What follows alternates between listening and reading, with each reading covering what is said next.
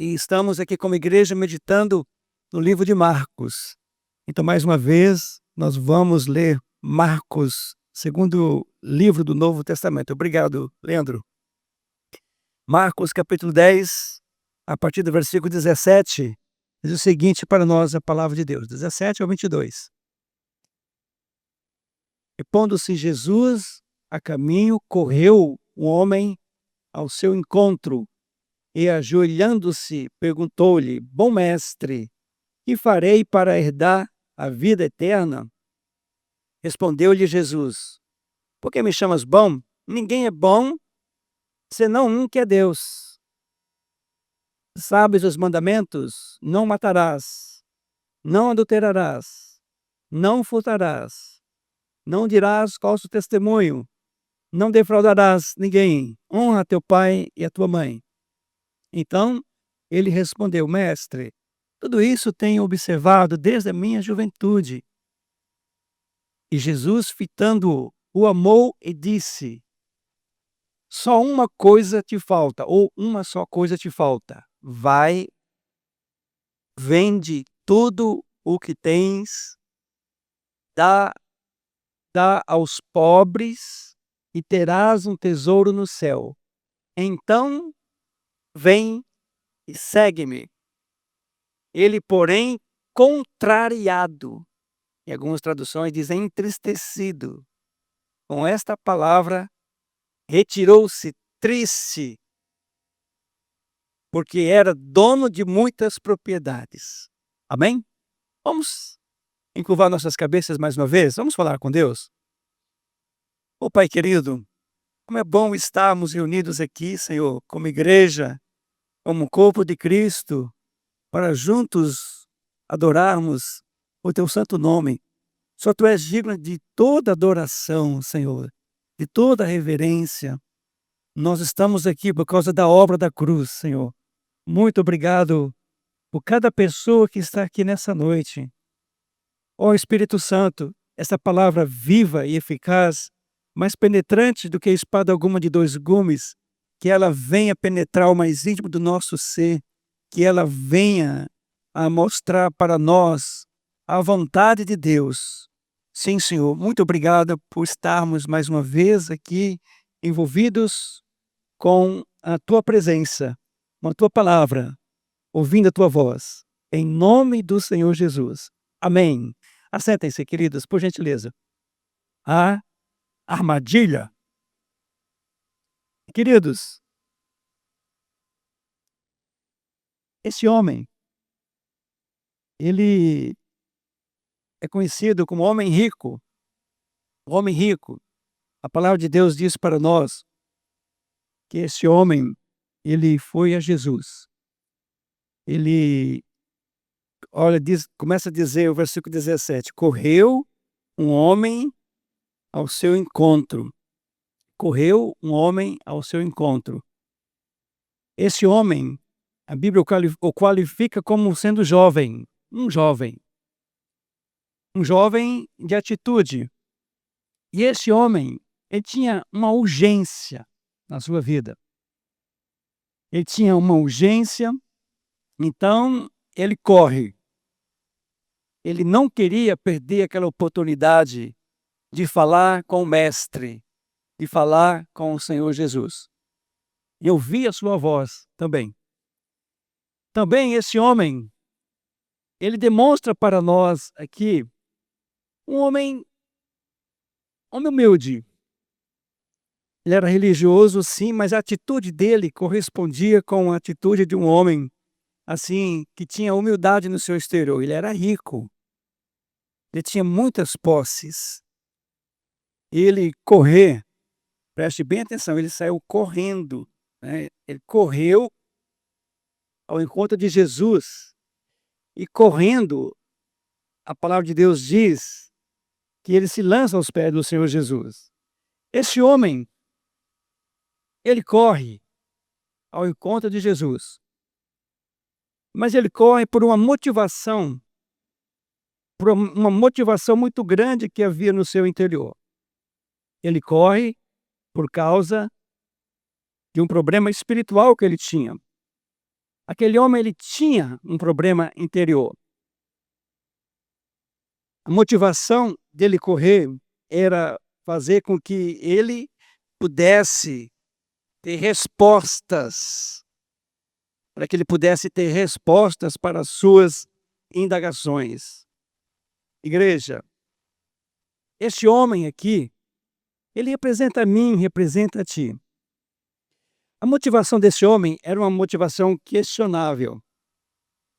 A palavra de Deus diz que outras pessoas também correram ao encontro de Jesus. A palavra de Deus fala para nós de Zaqueu, lá em Lucas 19:4 diz: então correndo adiante subiu a um sicômoro a fim de vê-lo, porque por ali havia de passar Jesus.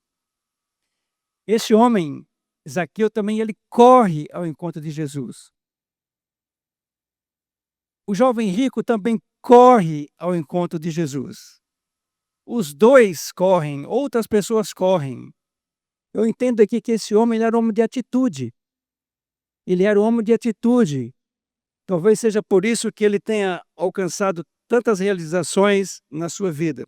E a palavra de Deus diz que ele correu e ele também se ajoelhou diante do Senhor Jesus. Ele correu e se ajoelhou. Então, o fato dele estar ajoelhado, ele demonstra ali para a pessoa de Jesus um grande respeito, principalmente diante de um rabi ou de uma pessoa tão importante como Jesus. Ele reconhece ali, nesse ato dele se encurvar, ele se ajoelhar, que Jesus, ele era uma autoridade. O gesto desse homem demonstra de que ele via Jesus como uma autoridade espiritual, como alguém no qual tinha uma resposta para o seu vazio existencial. Apesar de ele ter muitas posses, ter muito dinheiro nos nossos dias, muito euro, né? Muitos dólares, muitas moedas virtuais, muitas propriedades. Esse homem ele era rico, diz a palavra, mas esse homem, ao se prostrar, ele se prostra assim, com uma adoração superficial. Nós podemos ver isso mais logo adiante, nós vamos ver isso logo adiante. Ele se ajoelhou, apesar desse gesto de humildade, seu coração ainda estava apegado ao quê? Às riquezas. O seu coração estava apegado às riquezas. Então esse homem, ele se ajoelha. Nós também podemos nos ajoelhar diante do Senhor. Nós podemos até vir à igreja, ser membro de uma igreja, e os nossos corações podem estar distante do Senhor, mas muito distante mesmo. Ajoelhar-se não significa uma entrega total. É claro que quando você está ajoelhado, nós entendemos, humanamente falando, que essa pessoa ela está se encurvando diante de um Deus poderoso, de um Deus que pode resolver os seus dilemas. A palavra de Deus também fala para nós de um leproso, lá em Marcos 1,40. Olha o que diz Marcos 1,40. Aproximou-se dele um leproso, rogando-lhe de joelho: se quiseres, pode purificar-me. E nós sabemos que Jesus diz: quero ser limpo. Então esse homem, ele se aproximou de Jesus com um problema espiritual também. Sabe, amados, ir à igreja, orar, prestar culto com toda a igreja, não é sinônimo de que nós pertencemos a Deus. Até mesmo a entrega de dízimos. Tá bom, amados? Até mesmo a entrega de dízimos. Gestos externos de devoção são importantes, mas nós precisamos refletir, mediante a palavra de Deus, sobre as motivações dos nossos corações. Sabe, esse homem, ele levou consigo um entusiasmo e uma reverência. Um entusiasmo e uma reverência, mas infelizmente esse entusiasmo e esta reverência era totalmente diferente de uma fé salvadora, de uma fé que produz salvação no coração do homem. Então, o entusiasmo A reverência, ela é importante, mas nós precisamos entender de que Deus, ele quer fazer algo muito maior, muito melhor nas nossas vidas. Olha o que diz Mateus 6:21, porque onde está o teu tesouro, aí também estará o teu coração. Esse homem, ele impressionou os discípulos, impressionou a Jesus. Ele se prostra diante do Senhor Jesus. E ele diz ainda uma palavra, bom mestre, no versículo 17, bom mestre. Olha o que diz a palavra, bom mestre. Ajoelhou-se, bom mestre, que farei para herdar a vida eterna? Que farei para herdar a vida eterna? Aí no versículo 18, perdão, sabes os mandamentos, Jesus falando. Respondeu-lhe Jesus, por que me chamas bom? Ninguém é bom, senão um que é Deus. Por que me chamas bom? Não há ninguém bom que não seja Deus. O bom mestre, olha esse homem, ele chega até Jesus e ele chama Jesus de mestre e de bom mestre. Ou seja, esse homem reconhece que Jesus, ele tinha uma bondade moral, que tinha uma excelência na sua vida.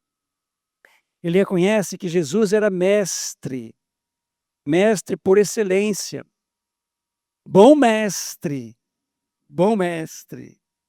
Aí Jesus diz, por que me chamas bom? Ninguém é bom senão um só, que é Deus. Sabe, amados, nós temos aqui uma armadilha. Na verdade, esse homem, ele tinha uma armadilha para o Senhor Jesus. Ele estava à busca de um conselho religioso.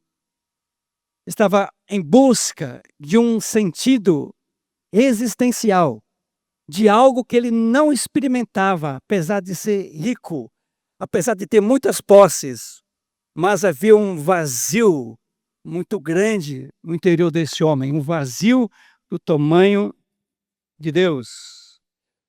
Nicodemos também, a semelhança do jovem rico, ele chega para Jesus e diz, mestre, diz Jesus, o chama de mestre vindo de Deus, de acordo com João 3:2. Ele não entendia também a divindade de Jesus. Nicodemos, a princípio, não entendia de que Jesus era Deus. Mesma forma, o jovem rico, ele chega a Jesus sem entender perfeitamente de que Jesus era o Messias, o enviado, o Deus conosco. E esse homem, o jovem rico, ele diz para Jesus, que farei para herdar a vida eterna? Prestemos atenção aqui nas palavras deste jovem, que farei? Ou seja, aquele jovem, como bom observador da lei, ele tinha mentalidade de boas obras, de práticas de boas obras. Ele estava interessado em fazer alguma coisa. Que farei? Bom mestre, que farei para herdar a vida eterna? Até a pergunta de Jesus tem negócios envolvidos, porque ele fala sobre herança. Ele entendia de que havia uma herança maior do que todas as riquezas que ele tinha. E esta herança só Deus poderia oferecer a ele. O que farei para herdar a vida eterna? O que farei para herdar a vida eterna? Sabe, amados, nós precisamos ter cuidado, porque nós queremos fazer. Nós somos daqueles que entendem de que é necessário fazermos, e fazermos muito para nós herdarmos a vida eterna. Olha o que diz o versículo 19, volta lá no início. Sabes os mandamentos, não matarás, não adulterarás, não furtarás, não dirás falso testemunho, não defraudarás ninguém, honra a teu pai e tua mãe. Ou seja, Jesus, e Jesus faz aqui, ele repete aquilo que nós estamos falando há tempo. Ele repete a lei moral, ele repete os 10 mandamentos. Êxodo 20, Deuteronômio 5. Jesus ele cita no mínimo 6 mandamentos aqui para o jovem rico. Aí de imediato, o jovem, ele que veio a Jesus dizendo o que fazer, ele que entendia de que ele estava fazendo isto, e ele queria fazer mais. Ele estava descontente com a sua religiosidade, com as práticas religiosas que ele praticava diariamente. Ele queria mais. Ele entendia, como também os mestres da lei, que era necessário ser praticante da lei para poder alcançar a salvação, para poder alcançar a vida eterna. Aí, no versículo 20, olha o que diz o versículo 20 para nós. Então, ele respondeu: Mestre, tudo isso tenho feito, observando desde a minha juventude, ou desde a minha mocidade. O que devo fazer para ser salvo? O que devo fazer para ser salvo? Sabe, queridos, por trás dessa pergunta, nós podemos ver o coração desse homem. Esse homem, ele entendia de que estava faltando alguma coisa na sua vida, na sua existência. Mas esse homem, ele não entendia de que ele precisava de dependência de Deus. Ele tinha um relacionamento horizontal, observando a lei de Moisés. Mas o relacionamento vertical com Deus, ele tinha dificuldades, muitas dificuldades em entender. Uma busca genuína, mas equivocada. Uma coisa te falta. Olha o versículo 21. Jesus, fitando, o amou e disse: só uma coisa te falta. Vai, vende tudo que tens, dá aos pobres e terá um tesouro no céu. Então vem e segue-me. Jesus, ele diz: uma só coisa te falta. Uma só coisa te falta. Ou seja, Jesus diz: olha, a sua riqueza, a sua moralidade, você entende de que você é um homem moral, você observa a lei moral, a sua moralidade, olha, as suas riquezas e a sua moralidade não eram garantias. Ele achava que tudo isso era o suficiente. Mas Jesus diz que não, que a graça, ele precisava da graça. Ele até diz: tudo isso, observe a palavra, tudo isso tenho observado desde a minha adolescência. Aí Jesus faz uma exigência muito simples para aquele homem: vende tudo, vai, vende tudo. Ou seja, Jesus ele volta para o primeiro mandamento: não terás outros deuses. Não terás outros deuses. E o Deus desse jovem era exatamente as riquezas, eram as posses, as propriedades. Eu não sei qual é o seu Deus. Eu não sei qual é o maior obstáculo do seu coração, do seu interior. Mas Jesus mesmo diz que a vida de um homem não consiste na abundância dos bens que ele possui. Sabe, amados, que farei para herdar a vida eterna? Olha, Jesus diz, não é fazer, é se render. Nós temos que nos render a Deus, porque nós podemos fazer a vida toda e nunca será o suficiente. Sempre haverá um vazio existencial no meu coração, no seu interior. Nós precisamos entender, queridos, o que diz Efésios 2, 8 ao 9. Pela graça sois salvos por meio da fé. Isso não vem de vós, é dom de Deus, não vem das obras para que ninguém se glorie. A salvação, ela é unicamente e exclusivamente pela graça do Senhor Jesus. Não é, nunca foi, não é e não será por obras, por observações da lei. É Deus agindo em mim, é Deus agindo em você. Nós precisamos render ao Senhor toda glória, toda honra. Olha o que Jesus diz: eu sou o caminho, a verdade e a vida. Ninguém vai ao Pai a não ser por mim. O que eu devo fazer? Nós não precisamos e não devemos dizer a seguinte frase: o que eu devo fazer? Mas nós devemos fazer a seguinte pergunta: em quem devo crer? Em quem devo crer? Não esqueça disso, amigos. Vocês que estão nos visitando, amada igreja do Senhor Jesus, não é o que fazer, mas em quem crer. Nós precisamos crer em Jesus Cristo como nosso único e suficiente Salvador. Como diz a palavra, veio para o que era seus, e os seus não receberam, mas a todos quantos o receberam, deu-lhes o poder de se tornarem filhos de Deus. Olha o que diz João 6, 28 e 29. Dirigiram-se, pois, a ele, perguntando: que faremos para realizar as obras de Deus? Respondeu-lhe Jesus: a obra de Deus é esta, que creais naquele, por ele que foi enviado. Quer fazer as obras de Deus? Creia no Senhor Jesus Cristo. Creia no Senhor Jesus. É o suficiente para você herdar a vida eterna. Não é fazer, é crer. Não é por realizações. Não é por sermos bons religiosos, mas é por nós sermos radicais em Cristo Jesus. É nós nos entregarmos de corpo e alma a Ele, inteiramente a Ele. Ele exige tudo. Nós precisamos deixar os deuses da nossa vida, as riquezas, as moralidades, a autossuficiência. Nada disso é o suficiente para nos levar a Deus. Só Jesus Cristo salva, e Ele salva sozinho. Amém, igreja?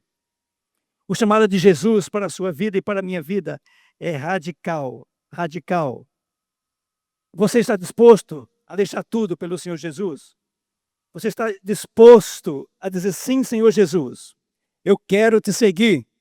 Mestre, tudo isso tenho observado desde a minha juventude. Agora, preste bem atenção. No início, aquele homem chega para Jesus dizendo: bom mestre. Depois de Jesus confrontar a moralidade, a prática religiosa daquele homem, ele não fala mais bom mestre, só diz mestre. Ele já não está tão disposto em ouvir a Jesus. Ele não quer prosear muito com o Senhor Jesus. Sabe, isso acontece muito quando nós expomos o Evangelho do Senhor Jesus. A salvação unicamente pela graça. As pessoas, elas ficam desinteressadas quando elas entendem perfeitamente que não é através dos seus feitos, mas é através do feito que Jesus realizou na cruz do Calvário.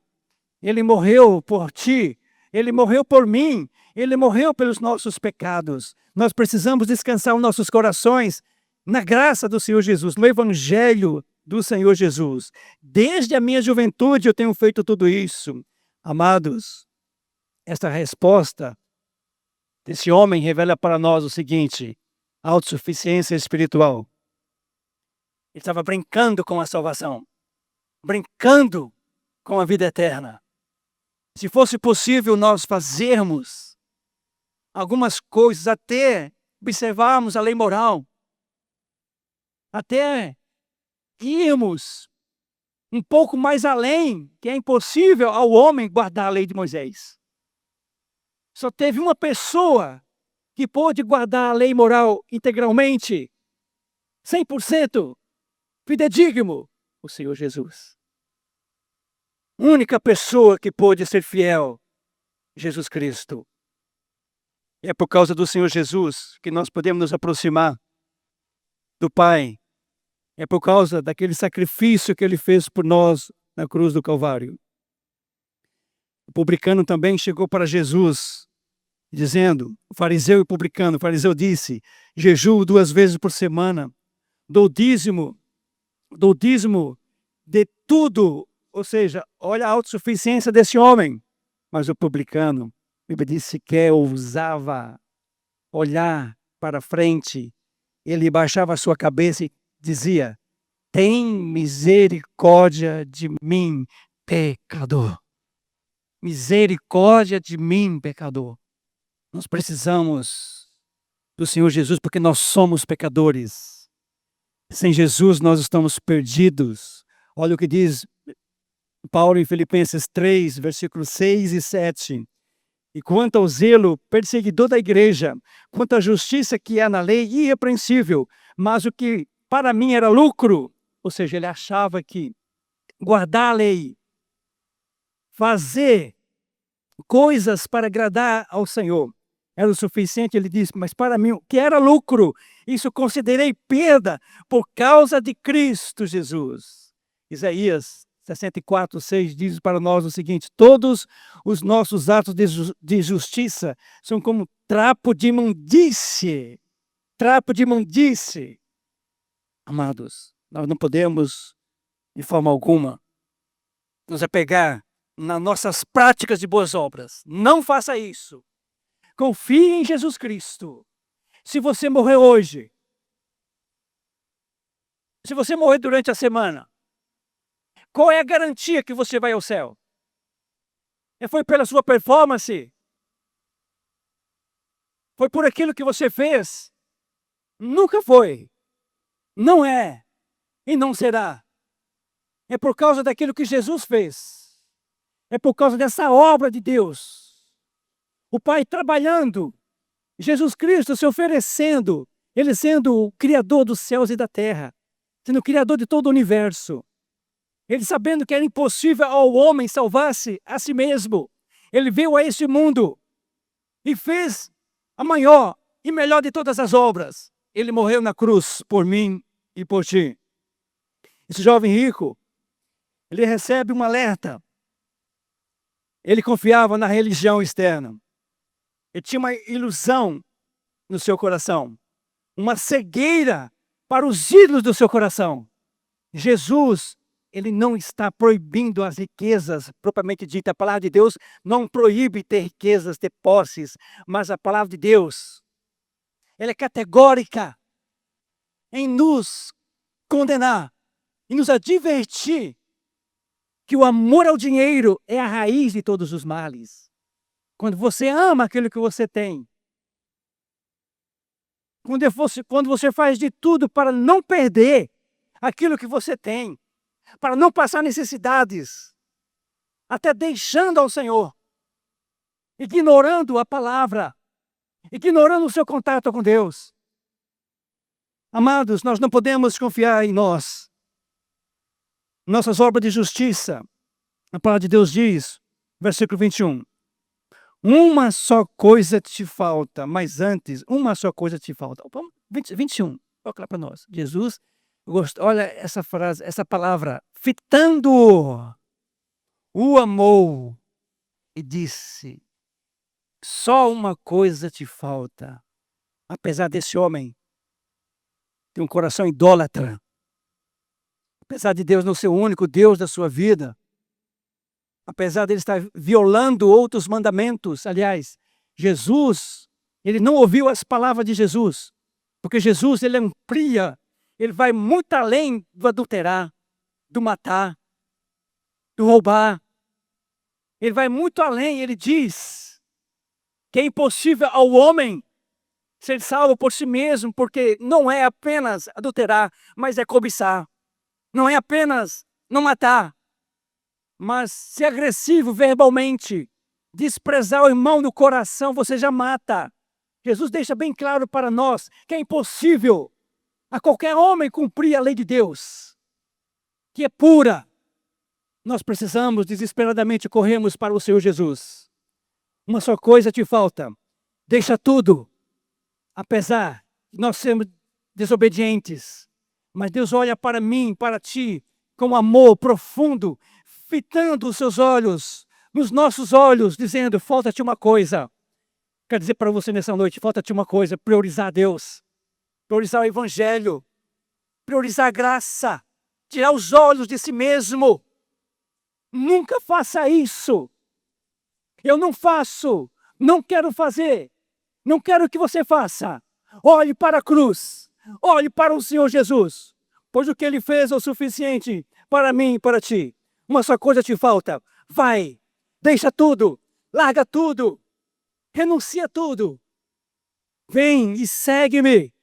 Segue ao Senhor Jesus. Seja um discípulo do Senhor Jesus, desprendendo-se de qualquer obstáculo que porventura esteja fazendo com que você vá ao inferno. Não seja de Deus. Seja radical. Seja radical. Deixa tudo por amor ao Senhor Jesus. Você está entendendo? Diga amém. Vende tudo. Deixa tudo. Ah, Deus, como nós precisamos de Ti, Senhor. Como nós somos carentes de Ti, Senhor. Jesus sabia muito bem que as riquezas eram uma grande barreira para esse homem. Qual é a barreira para você herdar a vida eterna? Qual é a sua barreira? Esse homem, ele não reconheceu Jesus como o Messias, apenas como mais um mestre. Ou mais um mestre. Mas nós precisamos entender que Jesus ele é muito mais que o mestre. Ele é o único Salvador, o único Senhor. É o único que pode nos dar a vida eterna. Vamos nos encurvar diante do Senhor. Que Jesus, Ele complete no seu coração essa única coisa que chama-se Jesus. Diga assim, Jesus. A única coisa, uma única coisa te falta. Jesus Cristo. Deixa tudo, larga tudo, por amor ao Senhor Jesus. Olha o que diz a palavra de Deus. Buscar em primeiro lugar o reino de Deus e a sua justiça, e as demais coisas vos serão acrescentadas. Igreja, o reino de Deus é semelhante ao homem que descobriu uma pérola de grande valor. Jesus. Ele vendeu tudo, deixou tudo para tomar posse daquele campo, o reino de Deus. O Senhor Jesus. Que nada seja um obstáculo para você ser salvo. Renda-se ao Senhor Jesus. Renda-se de corpo, de alma, de espírito. Como diz a palavra, se as vossas riquezas aumentarem, não coloque nela o vosso coração. Não coloque nela a confiança. A minha confiança precisa estar em Deus. Unicamente em Deus. Pois só Ele em Cristo Jesus pode me salvar. Só Ele nos salva. Eu quero que você baixe a sua cabeça nesse momento. Eu quero que você comece a pedir perdão ao Senhor Jesus. Comece a dizer a Jesus, Senhor Jesus, eu preciso de Ti. Aquele homem foi embora triste. Ele ficou assombrado. Eu espero que você não saia daqui nessa noite assombrado, entristecido, entendendo de que só Jesus é o suficiente para você. Como nós precisamos do Senhor Jesus. Como nós precisamos nos render ao Senhor Jesus.